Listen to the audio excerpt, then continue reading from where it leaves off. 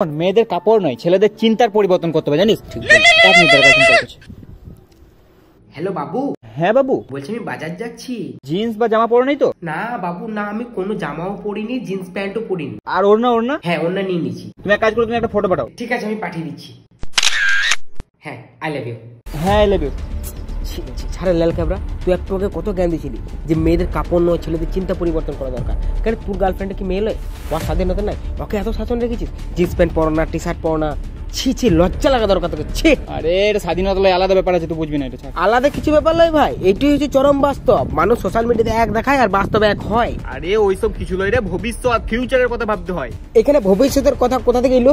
আরে বুঝছিস না, ও যদি আর জিন্স জামা পরে ঘুরে বেড়ায় তাহলে ভবিষ্যতেও পড়বে। হ্যাঁ পড়বে। আর আমি ওকে যে ভালোবাসি, ওকে না পেলে তো মরে যাবো, জানিস আমি। হ্যাঁ তো ভুলে ভাটকে যদি ওর সাথে আমার বিয়েটা হয়ে যায়, তো তখন জিন্স জামা পরে ঘুরে বেড়াবো না, তখন আমার শাসন নেবে না। ওই জন্য এখন থেকে বলে যাচ্ছে আমি। হ্যাঁ তো ঘুরে ফিরে ও তো স্বাধীনতার পেছনে পরাধীন হয়ে গেছে। আরে ওকে যদি আমি জিন্স শার্ট পরতে দিই না, তো আমি পরাধীন হয়ে যাবো। কি করে?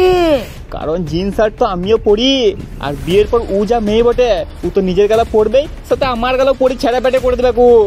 তখন কি আমি উল্লঙ্গ ঘুরে বেড়াবো? চশরে পর ভাই, তুই কাঁদি না ভাই, চশরে পর ভাই। আর ওকে একদম শাসনে রাখবি ভাই, শুধু কুর্তি পরতে দিবি, কুর্তি আর কিছু লাগে।